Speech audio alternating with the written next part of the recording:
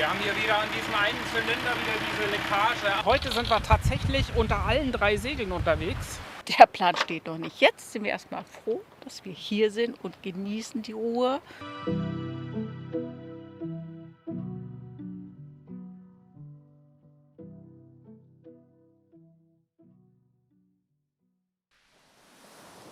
Bevor es heute Abend nach Malta geht, schaut Christoph nochmal in den Motorraum. Eine undichte Dieselleitung hatte uns auf der letzten Überfahrt zur Umkehr gezwungen. Wir haben hier wieder an diesem einen Zylinder wieder diese Leckage, aber diesmal nicht so stark. Das ist unter der Überwurfmutter, rinnt das so ganz leicht raus und das ist drehzahlunabhängig. Also egal, ob wir jetzt 1000 Umdrehungen fahren oder 1800. Das ist auch nicht so arg schlimm, das sind nur einzelne Tropfen, aber das ist halt ein Zeichen dafür, dass es schon Sinn macht, dass man auch während der Fahrt mal in den Motorraum geht. Und dass halt immer irgendwas sein kann.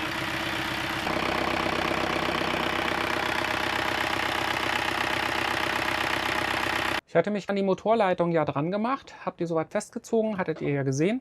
Und wir sind jetzt über eine Stunde, 1,5 Stunden unter Maschine gefahren. Wir mussten von einer Bucht in die nächste fahren, weil es zu unruhig wurde. Und ja, also wir sind den Motor sanft warm gefahren, sind dann eine ganze Weile auf 2200 Umdrehungen gefahren, als er warm war. Und ich bin ganz zum Schluss auf 2600 und sogar auf 3000 Umdrehungen gegangen. Die Dieselleitung ist dicht. Das erleichtert mich sehr, weil heute Abend, 21 Uhr, geht es auf nach Malta. Das ist eine lange Reise auf offener See. Und das ist mir wichtig, dass es dicht ist.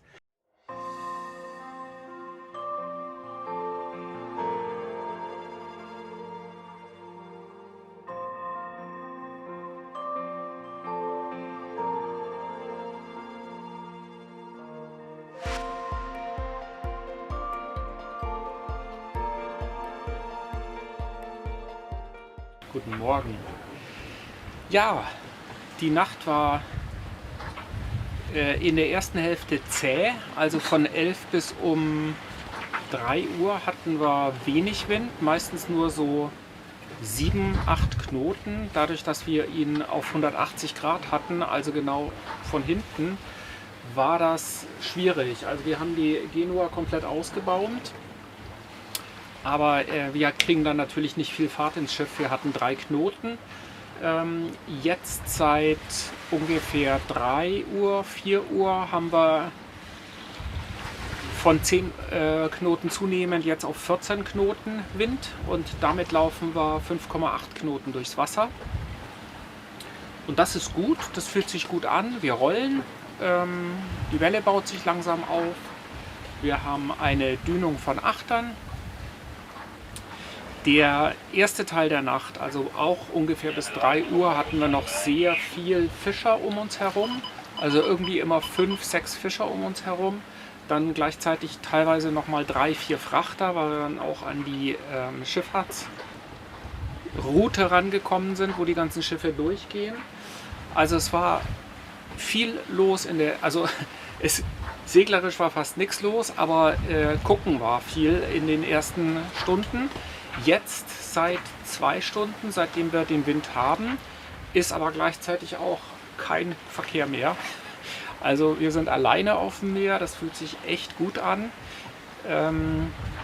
Ich hatte mich ja, bevor wir losgefahren sind, um 11 nochmal eine Stunde hingelegt. Das hat auch gut getan. Marion war dann immer mal wieder hier, hat kurz geguckt, ist dann wieder gegangen, weil ich fit bin.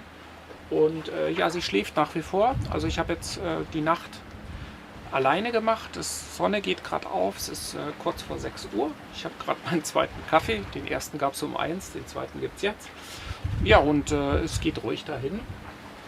Und ja, freuen uns, wieder nach Malta zu kommen.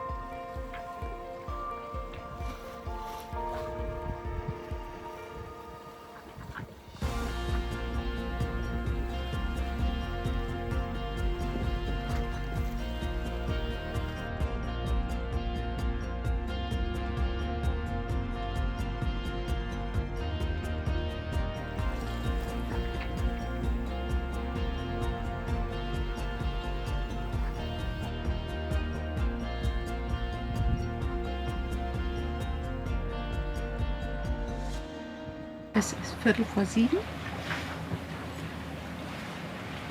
Christoph hat sich jetzt gerade ein bisschen hingelegt. Ich habe übernommen. Geht relativ entspannt. Es könnte ein bisschen weniger Dünung sein. Das wäre ganz schön. Sie kommt genau von der Seite. Aber es läuft trotzdem ganz gut. Ankunft wird so zwischen 12 und 1 sein. Gibt nichts Besonderes zu berichten. Wir laufen so vor uns hin, bis wir ankommen.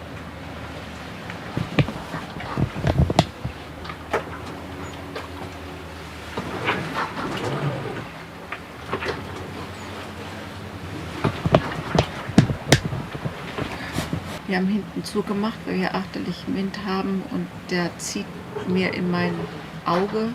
Also das ist sehr unangenehm. Das linke Auge ist ein sehr trockenes Auge. Durch die Operation ist die Hornhaut deutlich empfindlicher geworden und das dauert recht lange, bis das geheilt ist. Deswegen muss ich jetzt aufpassen mit Zug.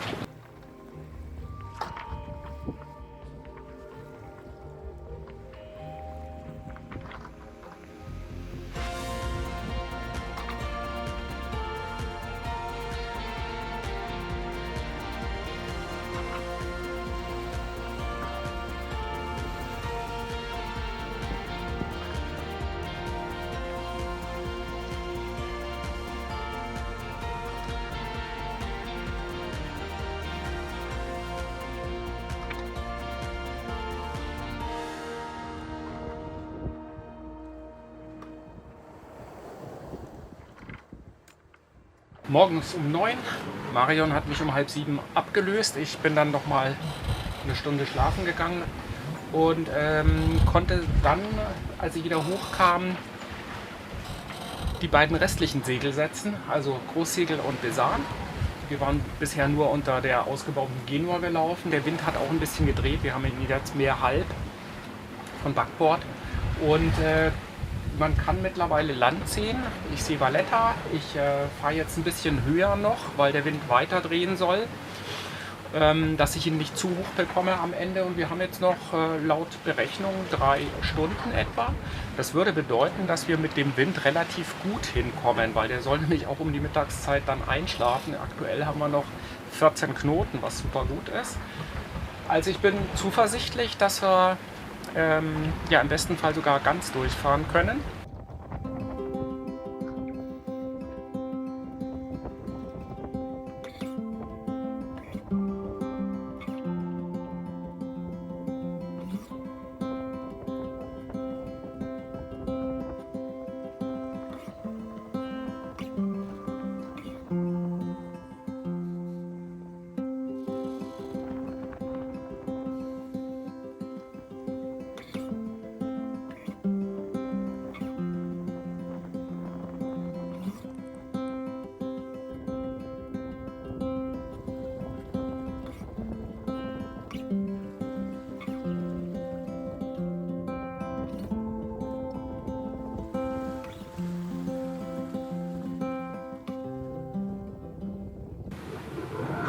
Technisch ist mir vorhin noch was ganz Eigenartiges aufgefallen. Ihr seht hier, dass wir den Wind von Backbord haben. Und wenn ich jetzt hier am Orca die Windrose hole, dann sehen wir ihn von Steuerbord. Er hat aber dieselbe Windquelle über NMEA, also erstmal über Fastnet BNG, übersetzt auf NMEA 0183. Kann das sein, dass man die Kabel vertauscht hat? Ich weiß es nicht. Kennt jemand diesen Fehler? Ich wäre euch dankbar für Kommentare, falls ihr wisst, wie ich das beheben kann.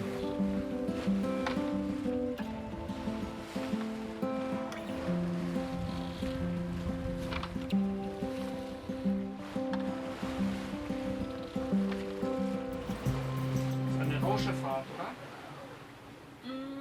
Ja, eine schaukelige Rauschefahrt. So, wir sind auf den letzten 1,5 Stunden nach Malta und heute sind wir tatsächlich unter allen 3 Segeln unterwegs. Und das freut mich ganz besonders, weil wir sind tatsächlich leider häufiger mal die letzten Meilen Motorrad. Und ich wollte euch noch zwei Sachen zeigen, die ihr vielleicht das erste Mal seht. Und zwar das eine ist dieser zweiteilige Baum. Das ist typisch für Amel, deswegen sind da auch die Bügel zwischen diesen Wanten. Da ist ein kurzer Teil, dann kommt ein Gelenk, dann kommt der lange Teil. Und wenn man ihn nicht braucht, dann kann man ihn wie drüben fahren, nämlich angewinkelt, eingeklappt. Und das ist halt wirklich praktisch, weil das schnell geht, auszubaumen. Und man sieht ja, dass die Genua deutlich ruhiger dadurch steht. Gerade so halbe Winde oder Raumschutzkurse kann man damit echt gut fahren, weil dann bleibt es auch stehen. Gerade gestern, als wir seitliche Welle hatten, heute Nacht, das wäre nicht gegangen ohne. Da wäre uns die Genua die ganze Zeit weggeklappt.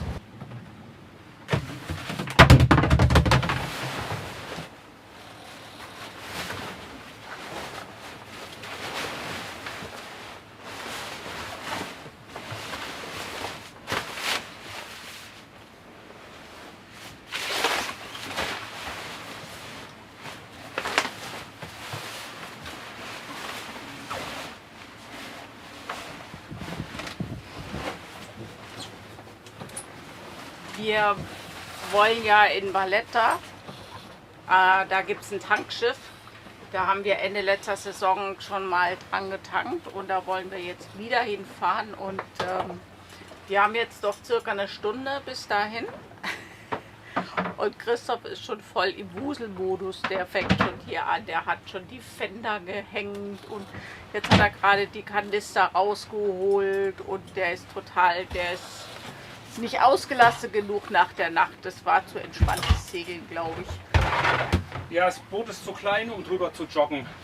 Ich habe Bewegungsdrang. Ist voll im Wuselmodus.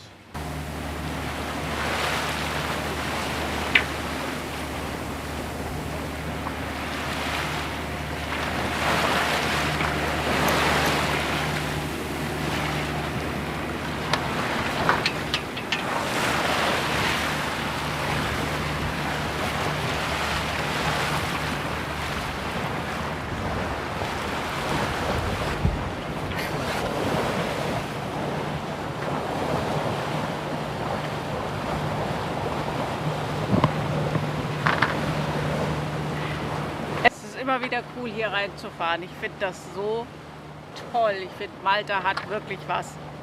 Die Seite, also Valletta. Hier ist halt echt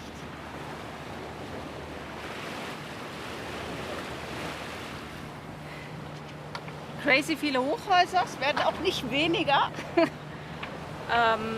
Aber wir fahren ja nur zum Tanken ans Tankschiff. Da waren wir Ende letzter Saison auch schon mal mit unseren Hitchhikern und dort machen wir jetzt einen Stopp und dann fahren wir hier auch wieder weg, so gern wie ich bleiben wollen würde. Es ist einfach total nice. Oh, da drüben kommt die Fähre.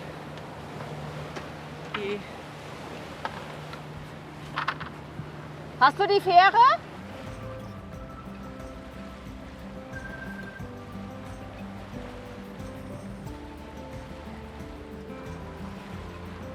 Gut. Ich gehe dann mal, wir sind da gleich beim Tankschiff.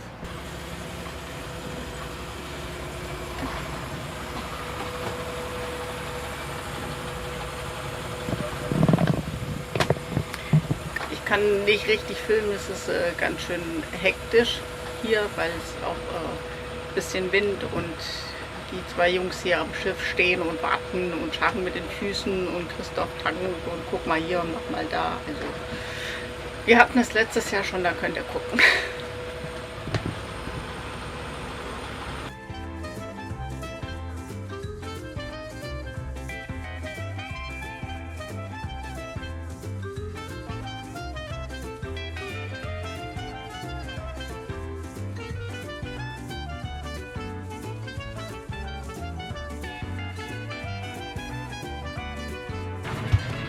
Wir fahren erstmal darüber Richtung Yachthafen. Oder meinst du, wir können hier fertig machen?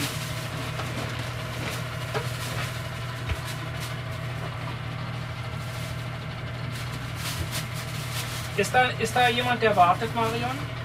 Nee. Okay. Nee, die wollen nur einfach wieder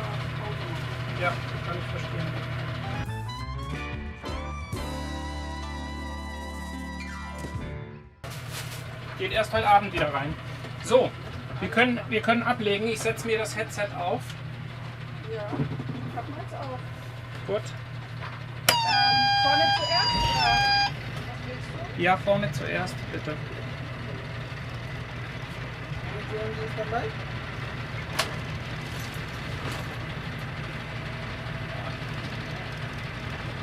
Okay. Thank you so much. Have a nice day. Have a nice day. Pass auf den Stab auf. Sind wir frei? Ja, wir sind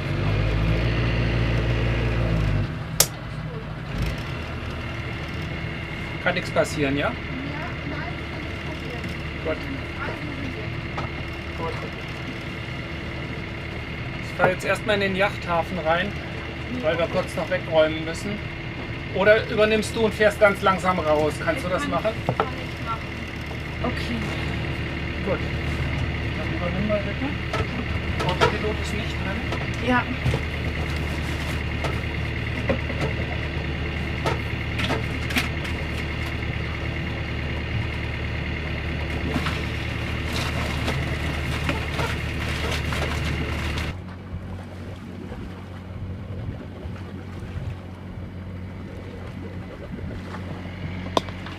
Also das hat mal wieder super geklappt jetzt mit dem Tanken.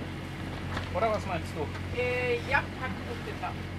Die waren super freundlich wieder, die zwei Herren. Genau, so, wir fahren jetzt schon wieder raus aus Valletta. Wir wollen noch rüber Richtung Comino, das ist die nächste Insel, das sind noch 10 Meilen.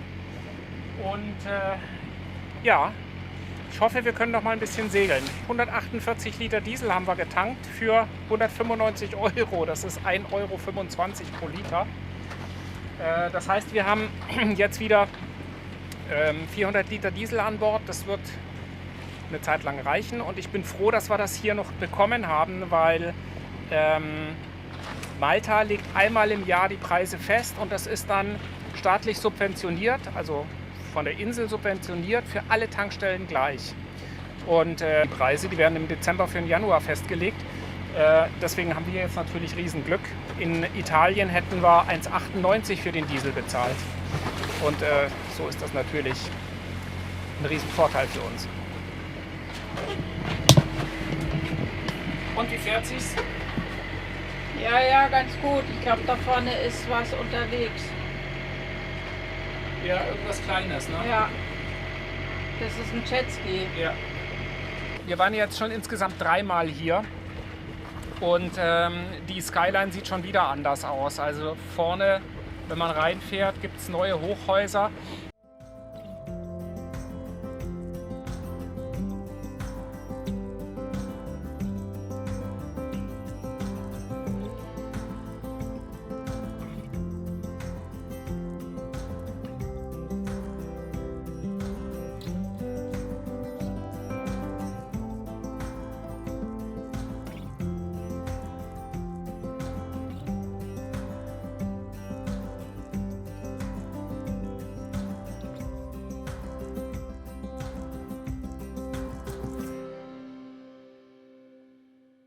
Wir haben das vorhin gar nicht aufgenommen, als wir angekommen sind. Es schaukelt ein kleines bisschen. Nach dem Tanken war das so ein bisschen hektisch. Wir wollten eigentlich Comino in der Bucht, die hatten wir uns ausgesucht und waren eigentlich der Meinung, ja, jetzt hier so 16 Uhr oder so, da fahren die alle langsam nach Hause, da wird es leer. Ja, das war ein Irrtum. Das war echt ganz schön voll da. Und deswegen haben wir uns ganz kurzfristig entschieden, weiterzufahren nach Gozo und haben uns hier eine Bucht ausgesucht, die jetzt zumindest die nächsten 2 Tage gut geschützt ist. Und das war, muss ich jetzt mal so sagen, der Hauptgewinn. Also ich zeige euch das mal.